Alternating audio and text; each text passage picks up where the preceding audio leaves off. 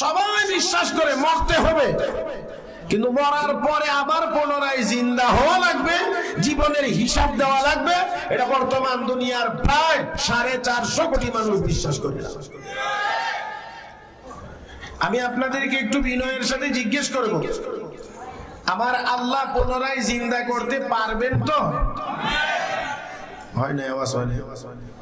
মরার পরে আবার জীবিত করার মতো ক্ষমতা আমার আল্লাহর নাই না আছে?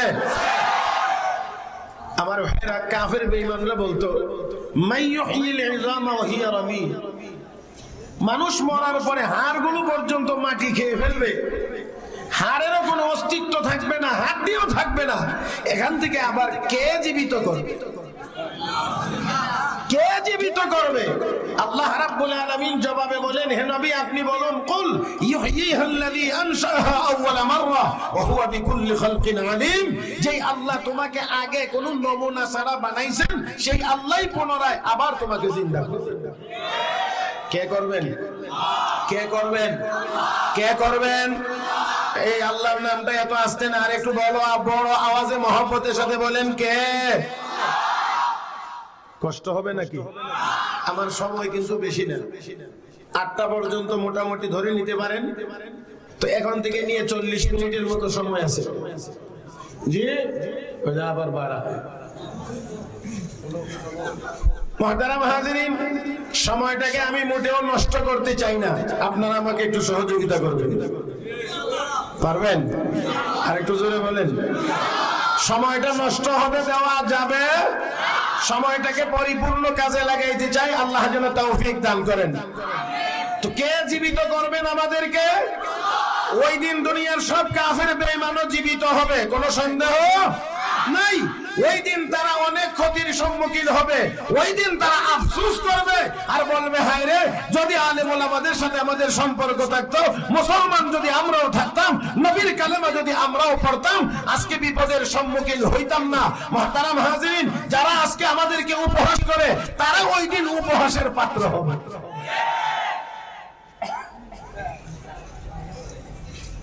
তো কাফেরদের কথা ছিল মানুষ মরে যাবে, হাড়গুলো মাটি খেয়ে ফেলবে, আবার এখান থেকে আল্লাহ মানুষকে আবার কে মানে এখান থেকে জীবিত করবে?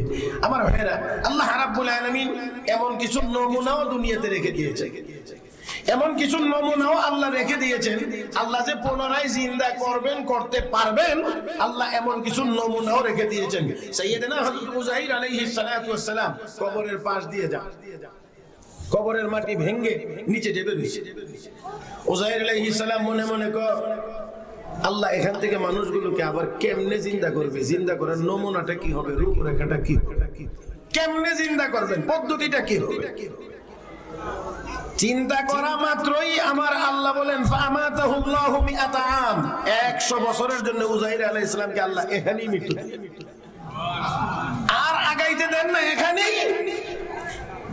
সুম্মা বাসা, অতঃপর আল্লাহ তাকে পুনরায় জীবিত করলেন। কয়দিন পরে? এদিকে কয় না, 100 বছর পরে উযাইর আলাইহিস সালাম উঠলেন। আল্লাহ এবার জিজ্ঞেস করেন, কাম লাবিস্তা, উযাইর কতক্ষণ ঘুমাইছো? উযাইর আলাইহিস সালাম জবাব দেন, লাবিস্তু ইয়াওমান আও বা'দা ইয়াওম, আল্লাহ একদিন বা একদিনের চেয়ে একটু কম।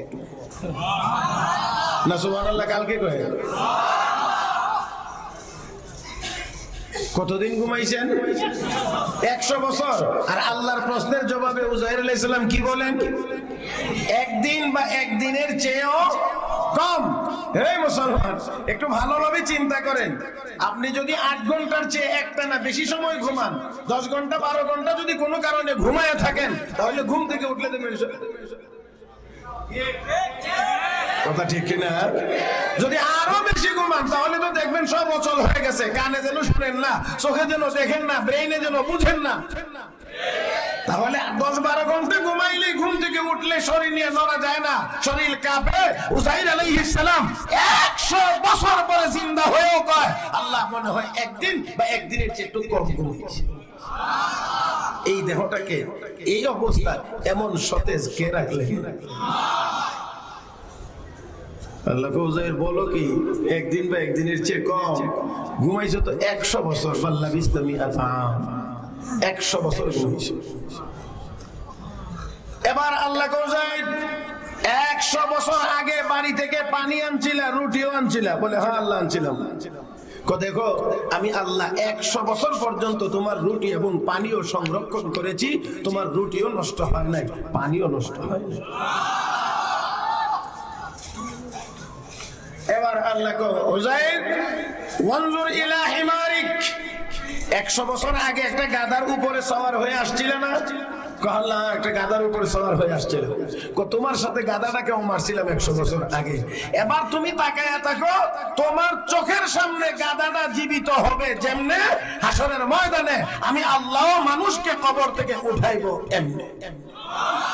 সুবহানাল্লাহ। রাস্তে উজাইর আলাইহিস সালাম দেখতে লাগলেন হাড়গুলো জমা হইতেছে, রক্ত কি রক্তগুলো ঢুকতেছে, রক্ত প্রবেশ করছে, গোশত আসছে, কাভারিং হয়ে গেছে। মুহূর্তের মধ্যে জীবিত হয়ে গাদা আবার নড়াচড়া শুরু করেছে।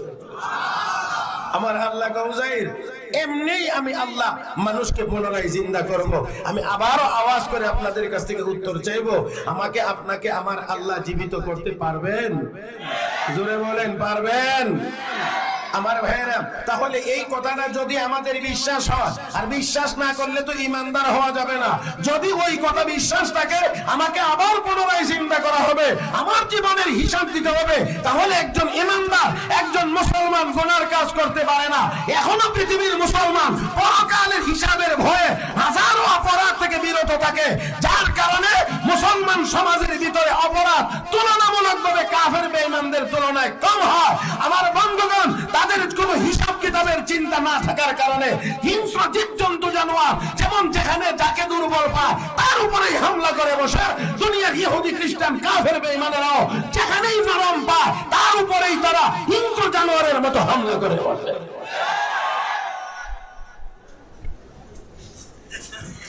মুহতারাম হাজিরিন, আল্লাহ রাব্বুল আলামিন কসম করে বলেন, লা উকসিমু বিয়াউমিল কিয়ামাহ ওয়া লা উকসিমু বিন-নাফসিল লাওয়ামা আয়াহসাবুল ইনসানু আন লান নাজমা'a 'ইযামা বালা কাদিরিনা আলা আন নুসাউইয়া বানানা।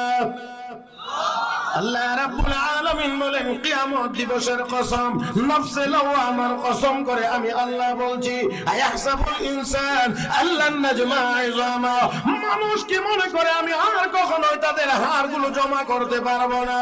হে বান্দারা, হে দুনিয়ার মানুষেরা শুনে রাখো, বালা কাদিরিনা আলা আন নুসাউইয়া বানানা, আমি আল্লাহ হাসরের ময়দানে শুধু উঠাইবো তা না, হাতের তালু আর পায়ের তলায় যে রেখাগুলো আছে এইগুলোর কোনো পরিবর্তন হবে না।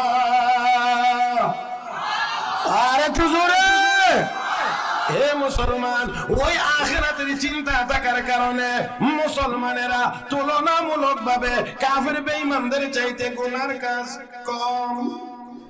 কথা কন না, কারণ এর হিসাবের কোনো নাই, চিন্তাও নাই, এই জন্য যা মনে চায় তা করতে পারে। সাথে সাথে আবার একটা কথা এটাও আমি বলতে পারি, এই জন্য করুণাও মুসলমানদের কম ধরে, হেরারে বেশি ধরে।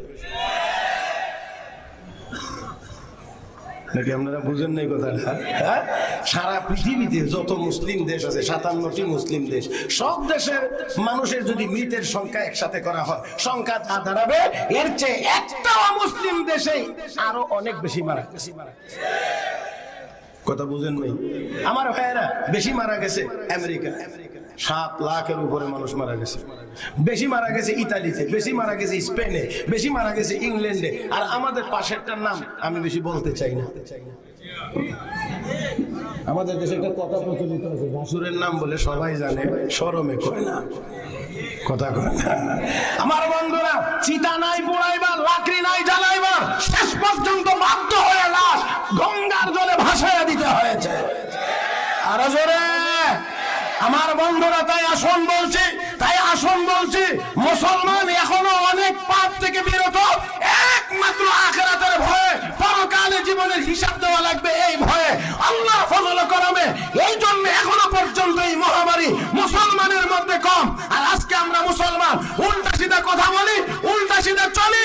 আমার বন্ধুরা, এখানে আমি একটি কথা কথা বলতে চাই তা হলো এই, দুনিয়াতে আমার আল্লাহ আমাকে আপনাকে মেসেজ দিয়ে বুঝাইতে চান, আয় আমার দরবারে আয়, আমার দরবারে আয়, আমার দরবারে আয়, আমার কদমে পড়। আমাকে যদি সন্তুষ্ট করতে পারিস, দুনিয়াতে সুপার পাওয়ার বলে কোনো ক্ষমতা নাই, সুপার পাওয়ার একমাত্র আমি আল্লাহ।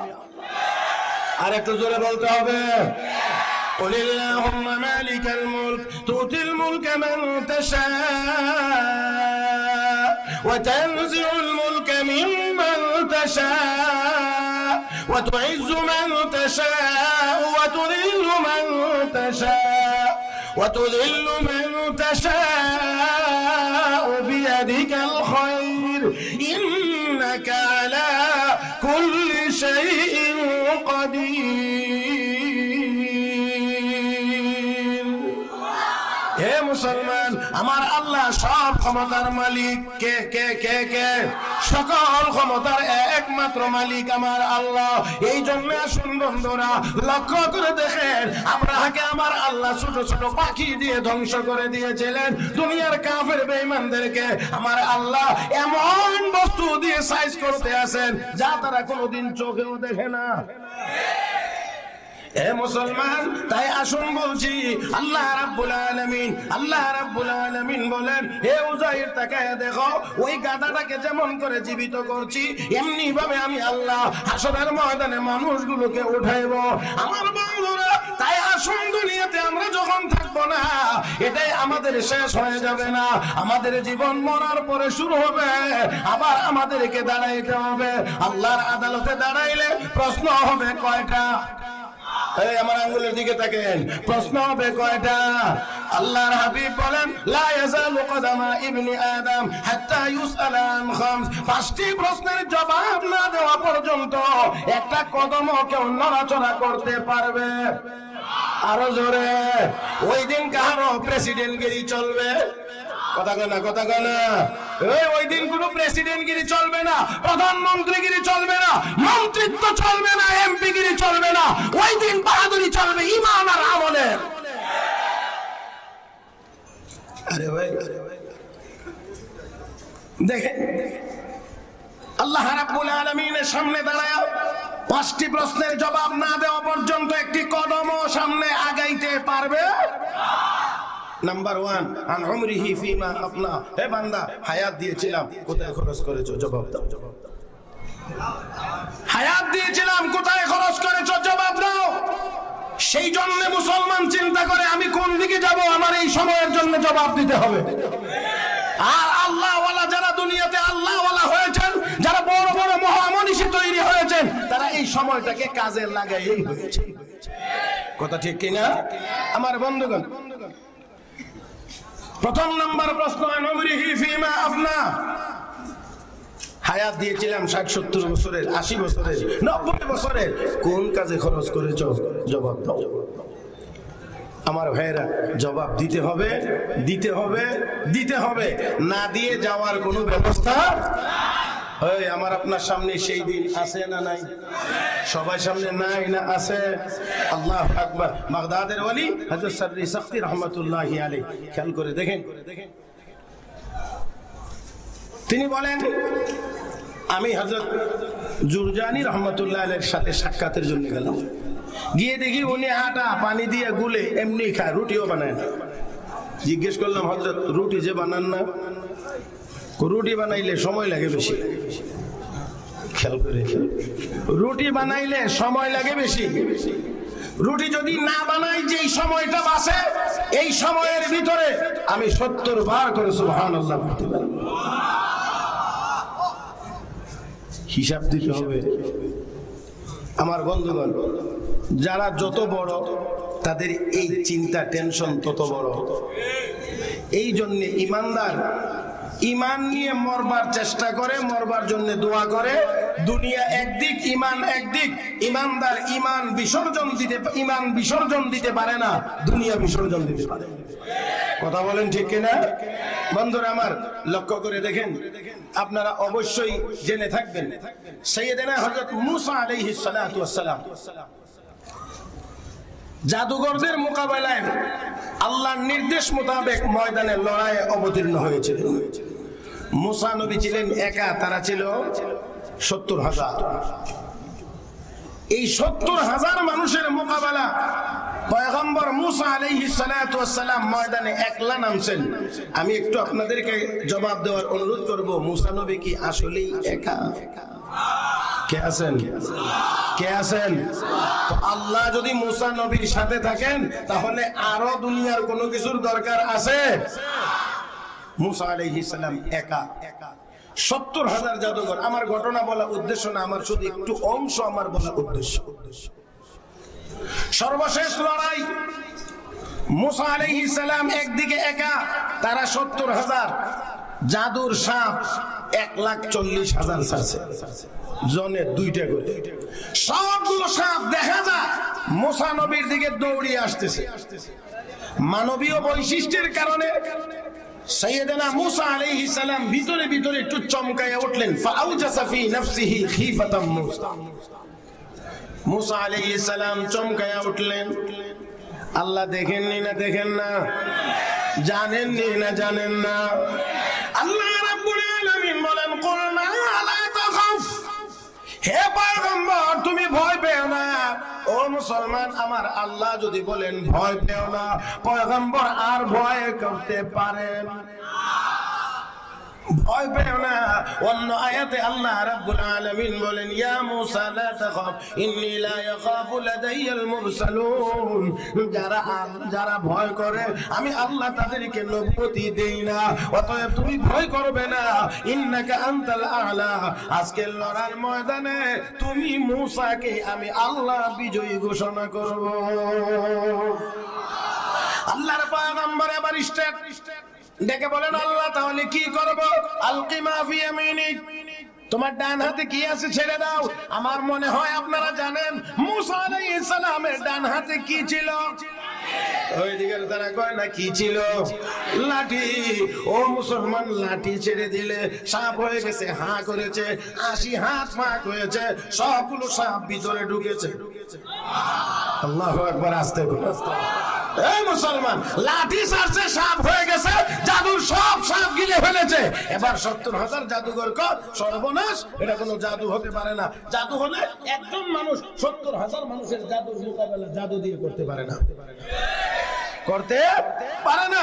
তাহলে নিশ্চয়ই এটা কোনো অলৌকিক শক্তি হবে, নিশ্চয়ই কোনো অলৌকিক শক্তি হবে। এই কথা বললে আল্লাহ রাব্বুল আলামিনের পক্ষ থেকে তাদের জন্য হেদায়েতের ফয়সালা হয়ে গেছে। আরো আস্তে। উপরে যদি ফয়সালা হয়, জমিনে বাস্তবায়ন হইতে সময় লাগে না। 70,000 জাদুঘর সাথে সাথে কালেমা পড়ে মুসলমান। কয়জন? এদেরকে আনা হয়েছিল মাঠে এই জন্য, তোমরা মুসাকে পরাজিত করবা, রাষ্ট্রীয় বড় পুরস্কার তোমরা পাইবা। হ্যাঁ ঠিক আছে, সারাসারি নেই, মুসাকে আমরা পরাজিত করব। এখন 70,000 কালেমা পড়ে মুসলমান হয়ে গেছে। ফেরাউন সর্বনাশ। এটা কোনটা? ইন্না হাযা লামাকরুন মাকারতুমুহু, এটা তোমরা একটা গভীর ষড়যন্ত্র। এই আপনারা একটু কথা খেয়াল করে শুনবেন।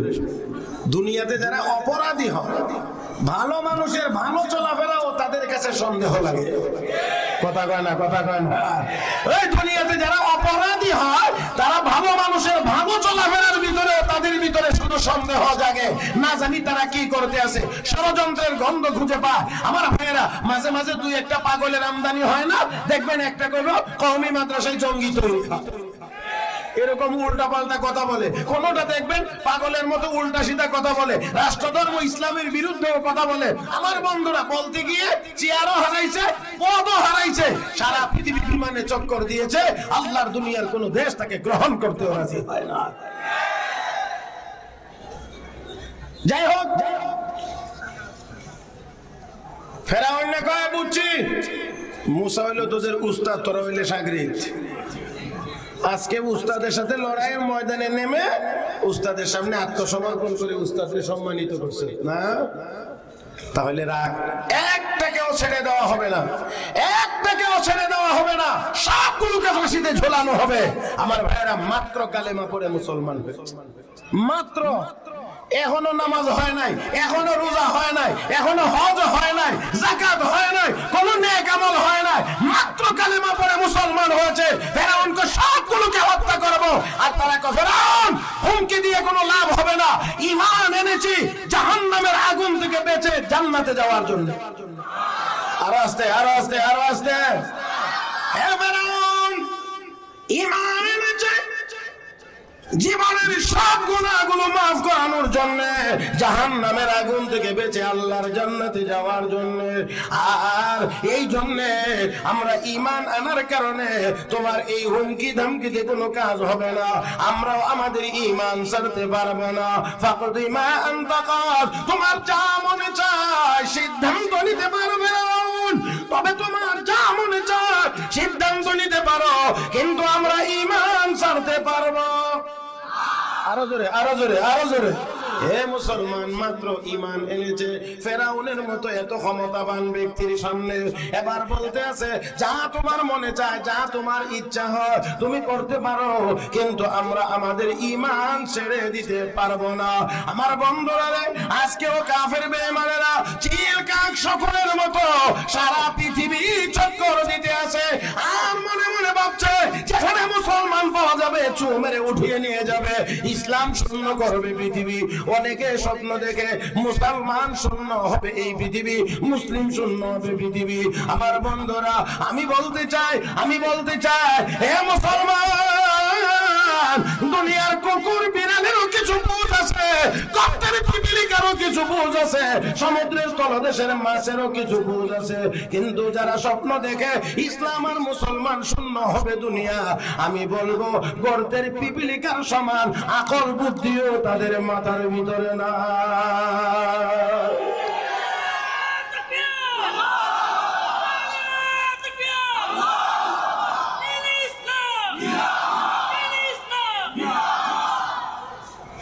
আমার খান্দা তাই বলিওম আপনারা অদ্দুরই, বলিওম আপনারা অদ্দুরই না আরো আছে? থাকলে এটা কবে দিবেন, কারে দিবেন একটু দিয়ালেন না দয়া করে। আল্লাহু আকবারটা একটু জোরে বলতে পারবেন যারা যারা? একটু ডাইন হাতটা তুলেন তো দেখি, একটু মুট করেন, একটু মুট করেন। এবার বলেন আমার সাথে কিছু কথা বলেন। আসমান কার? জমিন কার? চন্দ্র সূর্য কার? আমরা কার? সবে আল্লাহ। তো আল্লাহর নাম উচ্চারিত হবে আস্তে না জোরে? এতটুকু ভলিউম বাড়ায় আল্লাহু আকবার বলতে হবে। বাংলার আকাশেও যদি ইহুদি খ্রিস্টান নামক কোন চিল কাক শকুন থাকে, আমাদের ঈমান হরণ করার জন্য এই বাংলার আকাশে যেন থাকবার সুযোগ না পায়। এবার এবার এবার আস্তে বলবেন আল্লাহু আকবার না জোরে? এবার বলেন।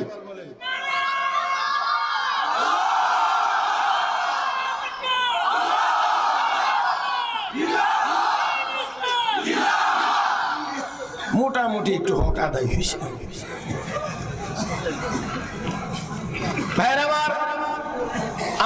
আমার দিক আমি আবারও বলছি, সময়টাকে কাজে লাগানোর চেষ্টা করতে হবে, কোনোভাবেই নষ্ট করা যাবে না।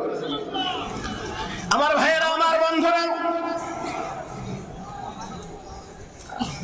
তোমার যা মনে চায় তা করতে পারো, ঈমান ছাড়তে কথা না, ঈমান ছাড়তে পারবো না আমার ভাইয়েরা। কারণ ঈমান ছাড়া যদি দুনিয়া থেকে যায়, জান্নাত কোনোদিন পাবে إنه من يشرك بالله فقد حرم الله عليه الجنة ومأواه النار।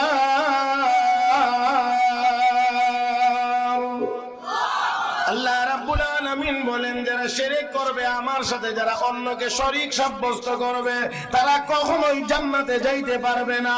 জান্নাত তাদের জন্য চিরতরে হারাম। আমার বন্ধুরা, আসুন বলছি, আমরা ঈমান নিয়ে কবরে যাইতে চাই, এই জন্য যে ঈমান ছাড়া জান্নাতে যাওয়া যাবে না। হযরত মাওলানা জাফর আহমদ তানেশ্বরী রাহমাতুল্লাহি আলাইহি সহ উলামায়ে কেরামকে ইংরেজরা, ব্রিটিশরা, লাল কুকুরের দলেরা আমার বন্ধুরা বন্দী করে নিয়ে গেছে। ফাঁসিতে ঝুলাইবে। এমন সময় জেলখানাতে নিয়ে গেছে, আর একজন অফিসার গিয়ে বলতে আছে, ও মৌলবীর দল, আগামী অমুক দিন তোমাদের ফাঁসি, আগামী অমুক দিন তোমাদের ফাঁসি।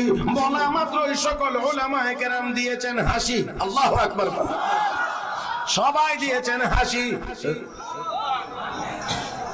বেকলে ঋষি কি ফাঁসির কথা শোনাইলাম, এরা হাসি দিল কেন? ফাঁসির কথা শোনাইলাম, হাসি দিল কেন? এখন এখন কিছুক্ষণ পরে নিজের সামনে মিয়া সাহেবের দল, বুঝছো নি আমি কি বলছি? কহা বুঝছি, তুমি ফাঁসির কথা বলছো। কথা হলে ফাঁসি আর হাসির সাথে কি সম্পর্ক? ফাঁসি আর হাসির সাথে সম্পর্ক কি? সম্পর্ক তোমাদের কাছে নাই, আমাদের কাছে আছে। কথা কয় না, কথা কয় না। তোমাদের কাছে ফাঁসি আর হাসির মধ্যে কোনো মিল নাই, আমাদের মধ্যে ফাঁসির সাথে হাসির মিল আছে। কি একটু বোঝায় বলো। তুমি বলছো আমাদেরকে ফাঁসি দিবা, তাহলে শোনো, আমরা মুসলমান, সদা সর্বদা আমাদের মধ্যে একটা চিন্তা থাকে, আমরা ঈমান নিয়ে মরতে পারবো কি পারবো না।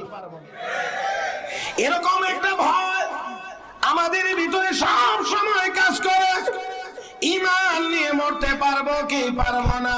এই জন্য মহান আল্লাহর কাছে আমরা দোয়া করি, আল্লাহ ঈমানের সাথে মরণ দিও। বলেন ঠিক কিনা? ঈমানের সাথে মরণ দিও।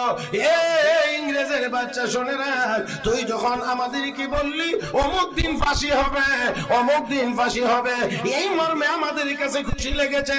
ঈমানের হালতে, ঈমানের কারণে যদি আমাদেরকে ফাঁসিতে ঝোলানো হয়, আমরা সবাই হয়ে যাব শহীদ। আর আমার নবী বলেন, শহীদেরা বিনা হিসাবে জান্নাতি।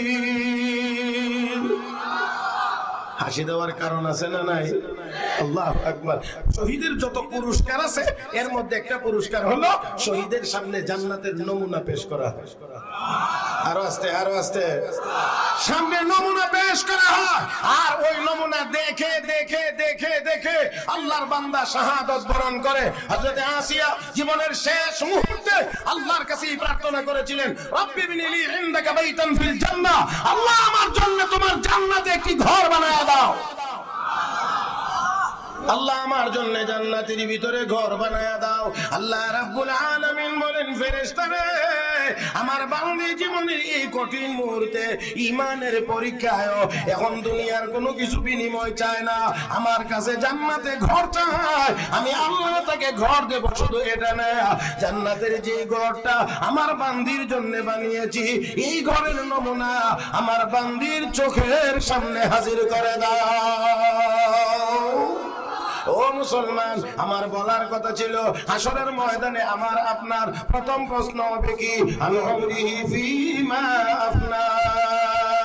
হে বান্দা বান্দি, 70 বছর 80 বছর হায়াত দিয়েছিলাম, কোন কাজে ব্যবহার করেছো? আমাকে জবাব দাও, আমার সামনে আজকে হিসাব দাও। আমার বন্ধুরা, দুনিয়াতে 9-6 চলে, হাসরের ময়দানে 9-6 চলবে?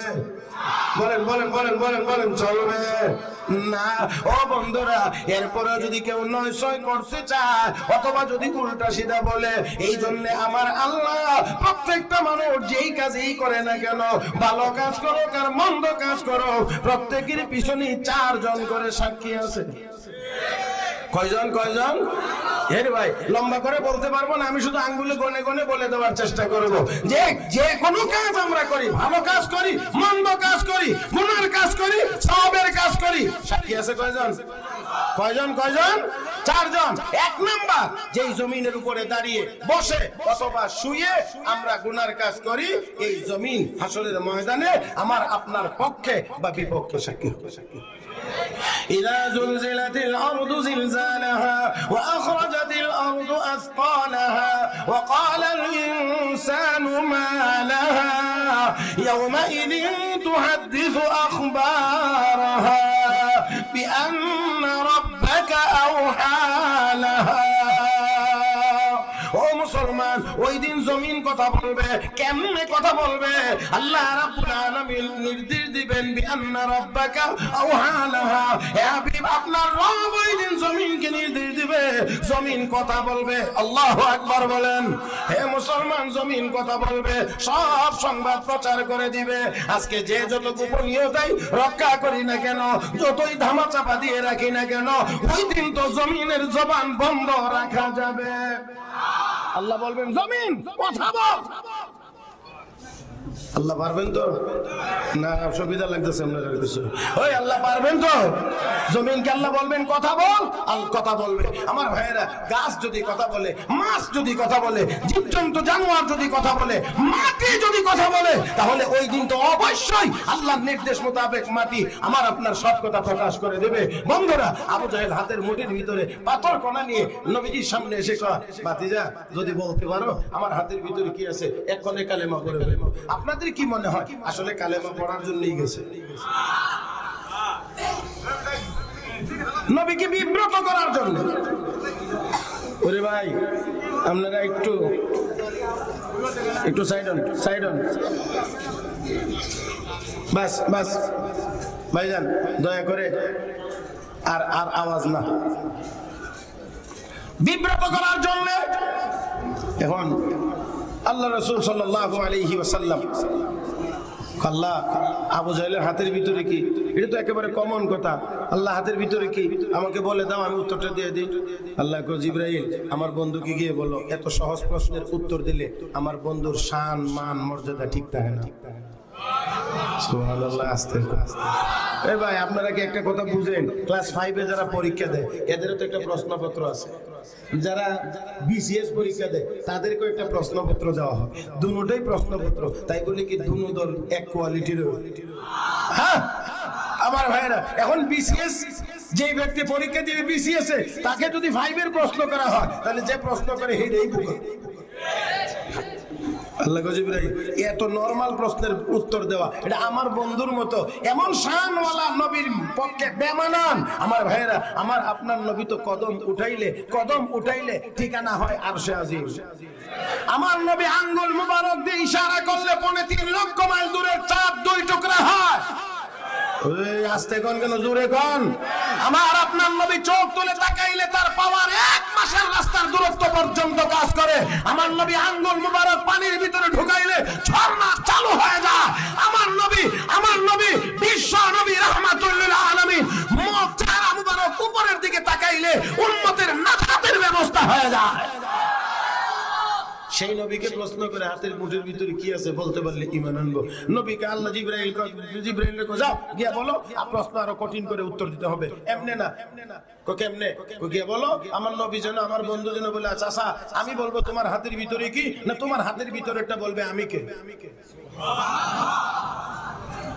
এখন নবী গিয়া চাচা, ও চাচা আবু জাহেল সাহেব, আমি আপনার হাতের ভিতরে কি আছে আমি বলবো, নাকি আপনি যে জিনিসটা লুকায় রাখছেন, মুট করে ধরে রাখছেন, সে বলবে আমার পরিচয় কি? আল্লাহু আকবার। আপনাদেরকে আমার হাতে সময় কম, এই জন্য আমি কথা বাড়াইতে পারতেছি না, খুব সংক্ষেপে কথা শেষ করতেই হবে। আর আমার আজকের সফর যদি আপনারা শুনলেন তো আমার মনে হয় অন্তর থেকে দোয়া করবেন। গতকালকে আমার মাহফিল ছিল কাছেই, একেবারে কাছে, হাতিয়া। কথা বুঝেন নাই? ফজরের নামাজের পরে হালকা নাস্তা করে সাগরের পার আসলাম, এরপরে দাঁড়ায় রইলাম, স্পিড বোটে আধা ঘন্টা পার হইলাম, তারপরে গাড়িতে চলতে চলতে মাগরিবের নামাজ তাও শায়েস্তাগঞ্জ হয়ে পড়ছি। একটানা ব্রাহ্মণবাড়িয়াকে বাইপাস করে ভিতর দিয়ে এসে আপনাদের এখানে মাগরিব পড়তে পারি নাই। এবার বুঝতে পারছেন তো, মোটামুটি যতদূর গাড়ি দৌড়াইছি 300 কিলোমিটারের মতো।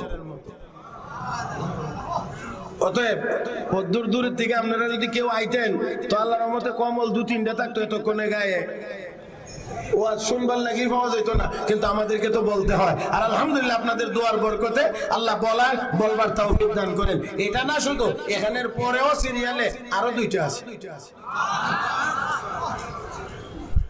আল্লাহ কি জানি বলছিলাম, আপনারা স্মরণ আছে নি? হ্যাঁ কি এই মুসলমান, গ্রাম্য এক লোক দেখেন রাসূল আরবি সাল্লাল্লাহু আলাইহি ওয়াসাল্লাম সাহাবায়ে কেরামের মজলিসে বসা, গুই সাপ আছে না, গুই সাপ ময়রা শুকায় রইছে, এটারে ব্যাগের ভিতরে বইরা একেবারে আস্তে আস্তে নবীর মজলিসে এসে নবীর একেবারে সামনে গিয়ে কয়, ইয়া মুহাম্মদ, হে মুহাম্মদ সাল্লাল্লাহু আলাইহি ওয়াসাল্লাম, আমার এই সাপটা জিন্দা হইয়া যদি কয় তুমি আল্লাহর নবী, তাহলে আমি মানব। হায় হায় হায় হায়, আপনারা একটু চিন্তা করেন তো, ময়রা শুকায় রইছে, এটা বলে জীবিত হওয়া লাগবে, আবার সাক্ষীও দেওয়া লাগবে, কথাও বলা লাগবে। আল্লাহু আকবার, আল্লাহু আকবার। রহমতের নবী, বিশ্ব নবী, রাহমাতুল লিল আলামিন নবী মুহাম্মদুর রাসূলুল্লাহ সাল্লাল্লাহু আলাইহি ওয়াসাল্লাম আল্লাহর নির্দেশ মোতাবেক ডাক দিলেন, এ গুই সাপ, তুই বল কার ইবাদত করস আর আমার কি পরিচয়? সাথে সাথে সাপ জিন্দা হয়ে বলে, আবুদুল্লাহাল্লাযী ফিস সামাই আরশুহু ওয়া ফিল আরদি সুলতানুহু ওয়া ফিল বাহরি সাবিলুহু ওয়া আশহাদু আন্না মুহাম্মাদান আবদুহু ওয়া রাসূলুহু। চিৎকার মেরে বলো আল্লাহু আকবার। নবী বলা মাত্রই মোরা শুকনা সাপ জীবিত হইয়া এবার বলছে, আমি ওই আল্লাহর ইবাদত করি যার আরশ আসমানে, যার রাজত্ব চলে জমিনে, যিনি সাগর মহাসাগরকে বানাইছেন রাস্তা, আর আমি সাক্ষী দিলাম আপনি মুহাম্মদ সাল্লাল্লাহু আলাইহি ওয়াসাল্লাম আল্লাহর রাসূল। আমার আপনার নবী, রহমতের নবী, এবার আল্লাহর নির্দেশ মোতাবেক গিয়ে আমি বলবো না ওটা বলবে? আবু জাহেল কো সর্বনাশ, পাথর কো না, এটা আবার কেমনে কথা করে, এটা আবার কেমনে কথা কয়, কঠিন দিয়ে আমার থেকে বাতিজাটা, ঠিক আছে বাতিজা, আমার হাতের মুঠের বস্তুটি বলবে তোমার কি পরিচয়, কে তুমি বলো। এবার রাসূল আঙ্গুল মুবারক দিয়ে ইশারা করলেন, কে তোমরা চাচার হাতের ভিতরে লুকিয়ে আছো, জবাব দাও, আমি মুহাম্মদের পরিচয় কি। যেই মাত্র বলেছেন, পাথর কণাগুলো সব একসাথে কালেমায়ে তয়্যিবা পড়তে শুরু করেছে। তো আমার নবীর আঙ্গুল মুবারকের ইশারায় যদি পাথর কণার ভিতর দিয়ে কালেমার আওয়াজ বের হয়, আল্লাহ রাব্বুল আলামিন যিনি জমিনের মালিক, কে বানাইছেন জমিন? এত আস্তে না, আরেকটু জোরে। ألم نجعل الأرض مهادا والجبال أوتادا وخلقناكم أزواجا وجعلنا نومكم سباتا وجعلنا الليل لباسا وجعلنا النهار معاشا وبنينا فوقكم سبعا شدادا وجعلنا سراجا وهاجا وأنزلنا من المعصرات ماء ثجاجا لنخرج به حبا ونباتا وجنات ألفافا। এ মুসলমান, জমিন কে বানায় দিয়েছেন? আল্লাহ রাব্বুল আলামিন হাশরের ময়দানে বলবেন, এ জমিন কথা বল। ওই দিন জমিন কথা বলবে, জমিনের কোন অংশের উপরে দাঁড়িয়ে বসে শুয়ে কে কি কাম করেছে। আমার বন্ধুরা, নাম্বার 1, 2 নাম্বার হলো সাক্ষী হবে আমার আপনার শরীরের অঙ্গ প্রত্যঙ্গ, যেইগুলোকে বলি আমি আমার, আপনি বলেন আপনার, এগুলো আসলে একটাও আমারও না আপনারও না, মূল মালিক কে? এই আমানত চন্দ রোজা নজদ মাস দর হাকিকত মালিকে হর শে খোদা, সবগুলোর একমাত্র মালিক আমার বন্ধুরা। এই হাত পা সাক্ষী দিবে।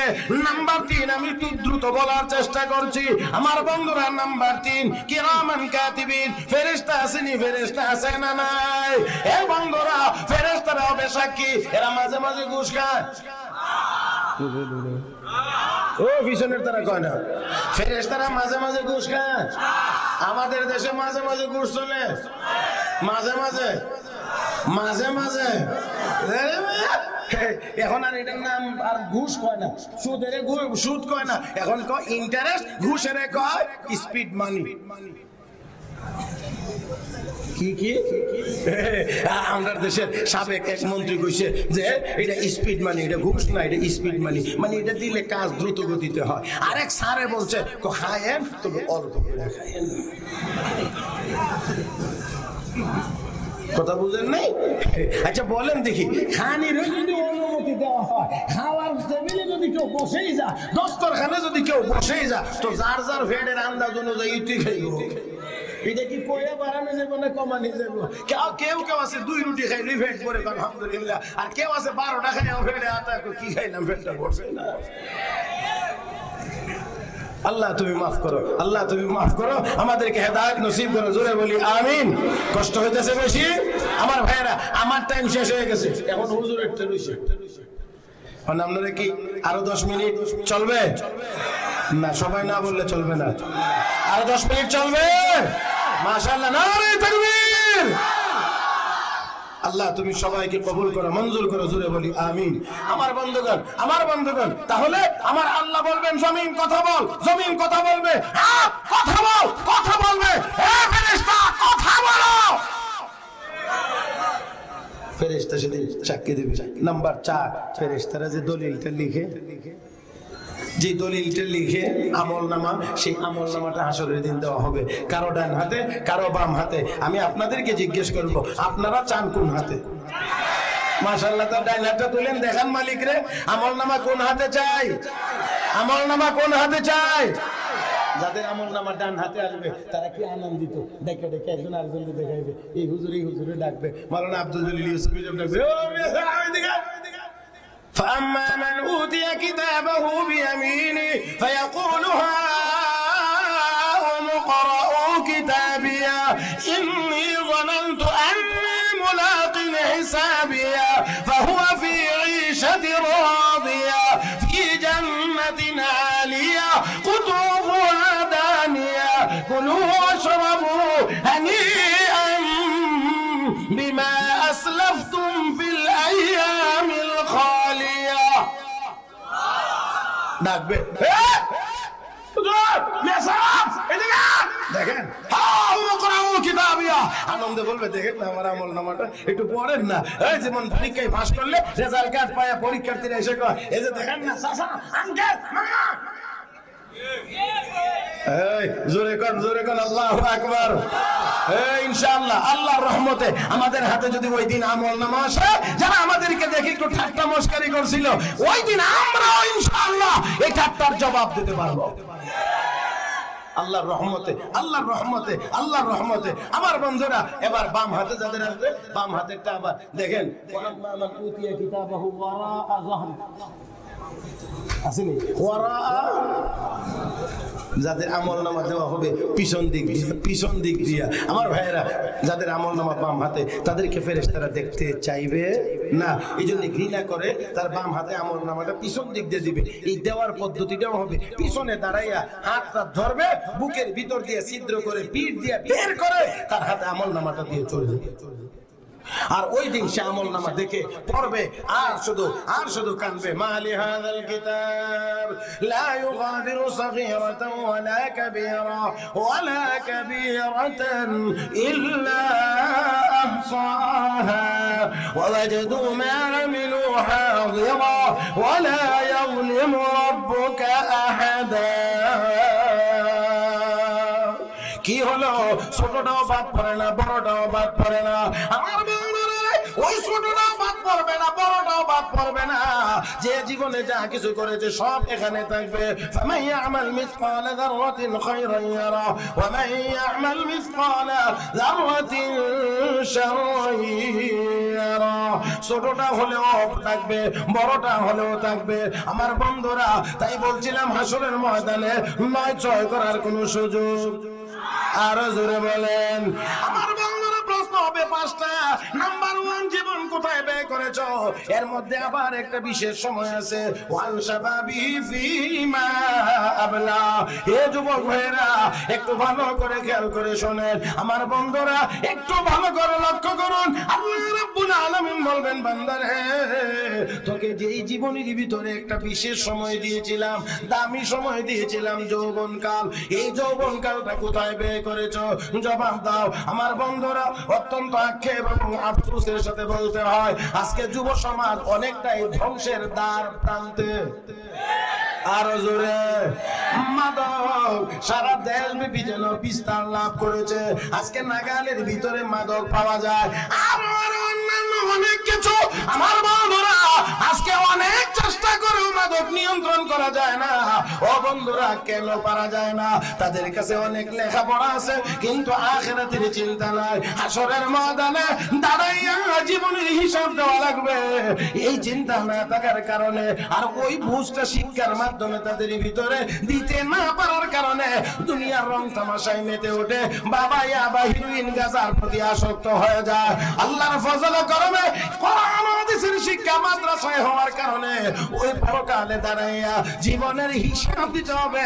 এই সবকটার ভিতরে যাওয়ার কারণে আজও পর্যন্ত কোন তালিবুল ইলম, কোন আলেম উলামা, কোন মুফতি মুহাদ্দিসের হাতে মদের বোতল ওঠে না, আজও পর্যন্ত উঠে নাই। আমার বন্ধুগণ, আমরা আশা করি যে আল্লাহর রহমতে কোনোদিন কোন আলেমের হাতে মদের বোতল উঠবেও না।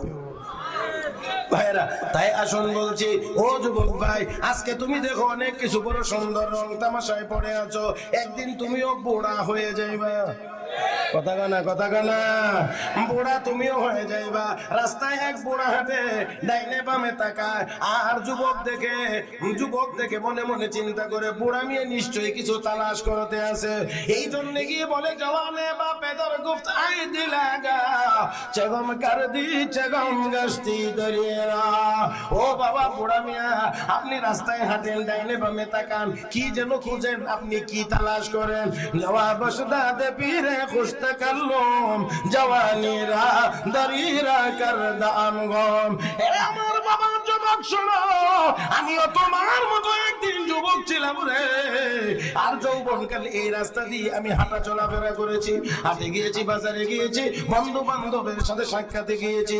আমার যৌবনটা এই রাস্তায় হেঁটে আমি আমার যৌবন হারিয়েছি, তাই তালাশ করতে আসি আবার এই যৌবনটা ফিরে পাওয়া যায় কিনা তাই খুঁজি। জওয়ানে বাপে দরগুম তোকে জওয়ানিরা কাছে হরগজ নমিয়াবদ দোবারা জিন্দেগানিরা। ও বুড়া মিয়া, এইভাবে খুঁজলি কি আর যৌবন ফিরে পাওয়া যায়? কোনদিন তো কোনো বুড়া আর জওয়ান হয় না, অতএব আপনিও হবেন না। অতএব যুবক ভাইয়েরা, সময় কাজে লাগাইতে হবে, সময়টা যেন আমাদের কাজে লাগে, যৌবনটা যেন আল্লাহর পথে যায়, যৌবনের সময়টা যেন আল্লাহর ইবাদতের ভিতরে যায়। আমার বন্ধুরা তাকায় দেখো, তোমার মতো কত যুবক খবরে ঘুমিয়ে আছে, শুধু তা না, তাকায় দেখো কত মালদার দুনিয়া থেকে চলে গেছে, কেউ তাদের নাম উচ্চারণ করে না। আরো আসতে বলেন। আমার বন্ধুরা, কত মানুষ কত দিক দিয়ে মরে যায়। এমনও তো অনেক মানুষ, অনেক শিল্পপতি এই দেশে মারা গেছে, যাদের মেডিকেল বোর্ডে ডাক্তার ছিল 10 জন, প্রাইভেট কজন? 10 জন। বাংলাদেশের আছে 60 জন, সিঙ্গাপুরের আছে 60 জন, চায়নার আছে 2 জন, মোট মিলাইয়া 10 জন। এর পরেও করোনা কোনা তালিকায় নাম আছে, বাদ দেওয়া যায়। আল্লাহু আকবার। ও মুসলমান, কোন দিকে দৌড়াইতে আসো? ও যুবক ভাই, তুমি কোন দিকে দৌড়াও? আল্লাহ রাব্বুল আলামিনের দরবারে যদি দাবি হয়ে যায়, সময়টা যদি কাজে লাগানো যায়, মালিক যদি রাজি হয়ে যায় আর তোমার উপরে সন্তুষ্ট হয়ে যায়, তো আসমানও তোমার, জমিনও তোমার। মুসলমান, আমরা যদি আল্লাহ রাব্বুল আলামিনকে সন্তুষ্ট করতে পারি, আল্লাহ যদি আমাদের হয়ে যান, আমরা যদি আল্লাহর হয়ে যাইতে পারি, তো আসমান জমিন দুনিয়া সব আমাদের জন্য। জোরে কোন ঠিক না? ये ज़मीं मेरे लिए है, आसमां मेरे लिए, मैं हूँ मालिक के लिए और कुल जहां मेरे लिए। ও বন্ধুরা আমি যদি আল্লাহর হয়ে যায় তাহলে জমিনও আমার আসমানও আমার, সব মাখলুক হবে মানুষের খেদমতের জন্য। জোরে কোন ঠিক কিনা? আর বন্ধুরা আল্লাহর হাবিব রাহমাতুল লিল আলামিন জিহাদের ময়দানে মদিনায় সাহাবী একজন মারা গেছে। রহমতের নবী জিহাদের ময়দানে ব্যস্ত, এমন সময় জিবরাইল গিয়ে কয় ইয়া রাসূলুল্লাহ ইয়া হাবিবাল্লাহ কাতার সোজা করেন। কেন জিবরাইল কি হয়েছে? হুজুর মদিনায় আপনার সাহাবী একজন মারা গেছে, নাম মুআবিয়া ইবনে মুআবিয়া। নামলান নবী গো আপনার সাহাবীর ইন্তেকালে আল্লাহ রাব্বুল আলামিন নির্দেশ দিয়েছেন আপনি এখান থেকে তার জানাজা পড়বেন। সাহাবীদেরকে বলেন আপনার পিছনে কাতার বন্দী হয়ে দাঁড়াতে। জিবরাইল আমার সাহাবী মদিনায় আর আমি জিহাদের ময়দানে, এখানে কাতার সোজা করব, আমি ইমামতি করব, লাশ পাবো কোথায়? জিবরাইল কো নবী গো আপনাকে টেনশন করতে হবে না, লাশ আমি জিবরাইল আপনার চোখের সামনে তুলে ধরবো। আপনি জানাজা পড়াবেন, লাশ আমি দেখায় দেব, আপনাকে টেনশন করতে হবে না। আল্লাহ রাসূল নামাজ পড়াইলেন, সাহাবায়ে কেরাম পিছনে পড়লেন। জিবরাইল কয় হুজুর আল্লাহর দরবারে লোকটা এত দামি এত প্রিয় যে আসমান থেকে আল্লাহ আমাদের 1,40,000 ফেরেশতা আপনার পিছনে নামাজ আদায়ের জন্য আল্লাহ নাযিল করেছে। হে মুসলমান আজকে কোথায় আমরা শুধু চাই এই দিকে দামি হইতে, এই দিক বুঝেননি, দুনিয়া দুনিয়া দুনিয়া। হুজুর আগে বলে গেছেন না আল্লাহর কাছেও দামি বান্দার কাছেও দামি। ওই মুসলমান একটু খেয়াল করে, আমরা চাই শুধু দুনিয়া দুনিয়া দুনিয়া, মনে করি টাকা পয়সা বেশি হইলে যদি দামি হওয়া যায়, টাকা পয়সা বেশি হইলে যদি দামি হওয়া যায় তো কারণ পৃথিবীর শ্রেষ্ঠ দামি হওয়ার কথা। কিন্তু কোথায় এই পর্যন্ত কেউ ছেলের নাম রাখছেনি কারণ, কেউ নাতির নাম রাখছেনি কারণ, না রাখে না, রাখবেও না, ঘৃণিত আমার আল্লাহ ফাকাসাফনা বিহি ওয়া বিদারিহিল আরদ। আল্লাহ কয় সম্পদশালী কারণের সম্পদ সহ তার জমি জমা সহ একসাথে আমি আল্লাহ ধসায়া দিয়েছি, তাকে রাখি নাই আমার বন্ধুরা। তাহলে আসুন আমাদেরকে চিন্তা করতে হবে ওই জায়গায়। এই জন্য 5টা প্রশ্ন একেবারে শর্ট 1 মিনিটের ভিতরে শেষ করি। 1 নাম্বার, হায়াত কোন কাজে ব্যয় করেছো জবাব দাও। যৌবনকাল কোথায় খরচ করেছো জবাব দাও। 3 নাম্বার, মিন ওয়ান মালিহি মিন আইনা ইকতাসাবা, সম্পদ কোন পথে উপার্জন করেছো জবাব দাও। ওয়া ফিমা আনফাকা, কোথায় খরচ করেছো জবাব দাও। ওয়া আন ইলমিহি মাযা আমিলা ফিমা আলিম, আল্লাহ রাসূল বলেন কোরআন হাদিসের ইলম যতটুকু অর্জন করেছিলা কতটুকু আমল করেছিলা জবাব দাও। সেজন্য ওই জবাব যেন সহজ হয়, ওই জবাব যেন আমরা দিতে পারি, ওইভাবে যেন প্রস্তুত হয়ে যেতে পারি। এই জন্য আল্লাহ কোরআনের আয়াতে বলেন ইয়া আইয়ুহাল্লাযীনা আমানুত্তাকুল্লাহ, হে ঈমানদাররা আল্লাহকে ভয় করো, মানে আল্লাহর আযাবকে ভয় করো, পরকালকে ভয় করো, তাহলে গুনার কাছ থেকে বাঁচতে পারবা, পরকালে জবাব দেওয়া সহজ হবে। আমার ভাইয়েরা আমি আর কথা বাড়াইতে পারবো না, শুধুমাত্র এখন কি করতে হবে? ও মা আবার বলে এমনি কি দাম আমারে কইছে এমনি দিব।